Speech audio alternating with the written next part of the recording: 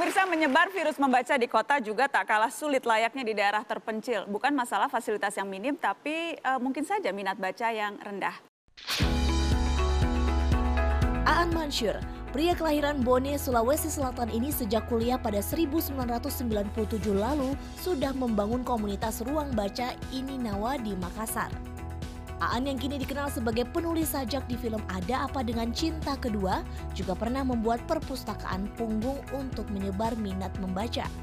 Dia bersama sejumlah temannya waktu itu sengaja membawa puluhan buku ke kampus setiap hari untuk dipinjamkan gratis.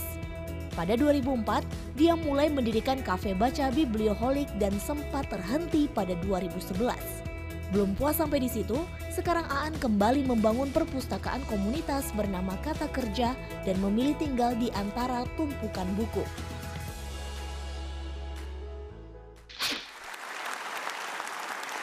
Sudah hadir di meja Mata Najwa, Aan Mansur, penulis dan pustakawan komunitas Kata Kerja dari Makassar. Selamat malam, Aan. Selamat malam. Terima kasih sudah datang ke Mata Najwa malam hari ini. Perpustakaan komunitas, ya. Apa itu? Saya kira tinggal di kota, terutama kami di Makassar. Makassar sekarang kena bonus demografi, semakin tingkat jumlah anak mudanya jauh lebih besar dari orang tuanya. Dan itu terdengar seperti harapan, tapi sebetulnya banyak masalahnya. Dan semakin dibutuhkan ruang-ruang publik alternatif karena kelompok-kelompok di Makassar kan multi etnis ya, dan gampang sekali mengkelompokkan diri menjadi dan saling mencurigai. Itu di satu sisi. Fungsi perpustakaan komunitas di sana sebagai? Itu sebagai ruang untuk melakukan kerja-kerja kolaboratif, bertemu lalu bekerja sama-sama. Karena sebenarnya di Makassar kan anak-anak muda tuh terjebak ke dua mainstream besar ya, gerakan kalau bisa dibilang gerakan sosial. Dia terjebak di aktivisme sama verbalisme, dan seolah-olah ya satu, kalau kalian baca buku Anda akan dibilang cuman pintar baca buku, cuman diskusi, tidak tahu kerja. Kalau Anda bergabung dengan masyarakat, orang dibilang cuman tahu kerja, tidak tahu teorinya, dan itu terbelah. Semakin banyak kelompok-kelompok seperti itu, ditambah dengan beragam orang Bugis, orang Makassar, dan seterusnya. Beda kampus saja bisa perang. Jadi sebetulnya jadinya semakin dibutuhkan ruang-ruang di mana mereka bisa ketemu. Dan apakah itu berhasil dilakukan? Paling tidak di Kata Kerja, pustakaan komunitas yang Anda dan teman-teman buat? Semua hal di Kata Kerja disiapkan untuk mengusahakan hal seperti itu. Contoh paling kecil misalnya, ini perpustakaannya kacau sekali sebenarnya Kata Kerja. Tidak diatur sesuai kategori. Ini kalau orang perpusnas datang pasti dimarahin. Ada orang perpusnas di sini banyak. Pasti dimarahi karena tidak sesuai kategori buku-bukunya. Tidak sesuai kategori, karena kalau misalnya mereka sesuai kategori, orang datang minjam buku langsung di rak tertentu dan kemudian pulang gitu. Di Kata Kerja diatur sedemikian rupa, cuman pustakawan yang tahu, supaya orang yang datang punya alasan ngobrol lagi dengan pustakawan gitu. Kadang-kadang kalau bosan lihat kategorinya kacau, diatur sesuai warna sampul gitu, biar instagramable gitu, dan orang datang gitu dan ketemu. Jadi memang memaksa dalam tanda kutip agar orang berinteraksi, tidak hanya mengambil dan membaca buku. Betul. Jadi saya kira salah satu persoalan sekarang, karena kita selalu menganggap perpustakaan itu urusannya buku. Padahal yang jauh lebih penting dari itu adalah sebetulnya urusan manusia. Bagaimana menggunakan ruang perpustakaan itu untuk pertemuan antar manusia dan aktivitas apa yang mereka bisa lakukan. Jadi perpustakaan bukan tentang buku, tapi tentang manusia? Bukan tentang buku. Saya kira buku bisa menjadi salah satu media sosial untuk orang-orang di situ. Kalau kita beli pakaian dan beli buku hanya untuk dikonsumsi sendiri juga, bagi saya tidak ada bedanya gitu. Tapi kalau di perpustakaan, di mana buku setelah dibaca bisa dibagi, itu menjadi berbeda? Betul, ya, dia bisa menjadi media sosial gitu. Bisa menghubungkan antara ide satu dengan ide lain gitu. Jadi itu yang Anda pelajari. Anda jadi bisa tidak dibilang sudah berapa lama jadi bergelut dengan dunia pustaka? Saya tinggal di perpustakaan sekitar 20 tahun terakhir ini. Anda hidup di perpustakaan selama 20 tahun? Iya. Apa yang Anda pelajari selama hampir 20 tahun kehidupan Anda di sana? Banyak sekali sih.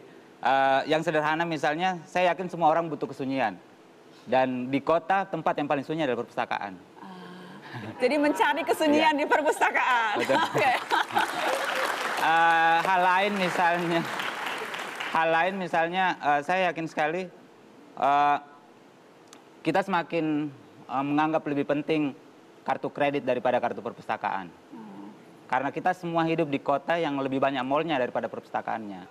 saya sering menemukan orang bertanya misalnya karena mereka menganggap toko buku adalah surga gitu. Bagi saya toko buku sebenarnya ada persoalannya. Orang dinilai di toko buku sesuai dengan uangnya, bukan sesuai dengan kebutuhan. Di perpustakaan orang datang ke sana sesuai kebutuhannya. Jadi surga itu perpustakaan bukan toko buku? Iya, saya yakin seperti Borges bilang, dia surga. Kalau mau membayangkan surga, bayangkan perpustakaan. Bayangkan perpustakaan, kita kasih tepuk tangan pustakawan. Baik, yang terakhir menutup, saya tahu Anda sempat membuat perpustakaan punggung. Apa itu perpustakaan punggung? Saya pindah ke Makassar tahun 97, dan saya tidak lulus, waktu itu tamat SMA 97, saya tidak lulus kuliah dan menghabiskan hari-hari saya di semua perpustakaan di Makassar yang bisa menerima saya jadi anggota, tapi sayang sekali semua perpustakaan dikelola pemerintah waktu itu menyedihkan sekali. Jadi saya berpikir saya harus bikin sesuatu. Yang kedua, itu masa ketika saya masuk kampus 98, itu masa ketika semua mahasiswa merasa jadi pahlawan kalau pergi ke jalan. Demonstrasi di Makassar waktu itu setiap hari. Dan saya merasa kalau begini perpustakaan kosong sekali waktu itu. Jadi akhirnya gimana caranya saya cari teman. Sebenarnya bikin perpustakaan punggung itu buat cari teman yang sama-sama mau suka baca buku. Jadi artinya apa? Anda membawa buku di punggung? Iya, jadi kami dengan sejumlah teman setiap hari membawa tas punggung besar berisi 20-an sampai 40-an buku gitu untuk bawa ke kampus. Lalu menyebarnya di koridor gitu. Orang boleh pinjam, nanti besok balikin lagi dan seterusnya. Tapi melelahkan juga ternyata dengan tubuh ringkih seperti ini. Untuk menutup, saya tahu Anda juga menulis sajak-sajak cinta. Boleh saya minta sajak cinta buku untuk Mata Najwa malam ini? Ada tidak yang Anda tulis? Tunggu. Boleh. Jangan hanya di film Ada Apa Dengan Cinta Anda menulis. Bolehlah untuk Mata Najwa juga. Boleh. Ini sebenarnya salah satu puisi yang saya tulis ketika masa-masa tinggal di perpustakaan dan menyedihkan sekali. Jadi kami pernah bikin perpustakaan yang harus tutup karena tidak ada relawan yang mau karena tidak digaji. Dan saya menulis ini, judulnya Jendela Perpustakaan. Jendela Perpustakaan. Langit menyentuh buku-buku pada sore hari ketika para pengunjung diminta berhenti membaca. Seorang petugas akan menutupnya dan tidak menyadari pertemuan singkat mereka yang hangat. Perpisahan dan warna masa kecil itu tiba-tiba musnah. Orang-orang pulang dengan pikiran-pikiran lama di kepala. Lampu-lampu dipadamkan dengan alasan penghematan. Buku-buku tidak bisa membaca diri mereka sendiri. Malam akan datang dan kesunyian menyusun dirinya kembali. Di depan perpustakaan, langit masih menatap jendela tertutup itu tanpa berkedip. Aku tidak ingin cepat sampai di rumah. Kubiarkan langit yang sedih menyentuh kepalaku. Orang-orang tergesa dan tidak membawa buku. Mereka berbahaya dan tidak waspada. Di jalan menuju rumah aku ingin memikirkan semua bunyi-bunyian, bahkan yang paling jauh, dan tidak ingin mengerti apa-apa. Di rumah hanya ingin kurenungkan diriku dan seluruh yang tidak ingin kulupakan. Jika mimpi datang, aku ingin jadi jendela yang luas untuk langit, buku-buku, dan kau.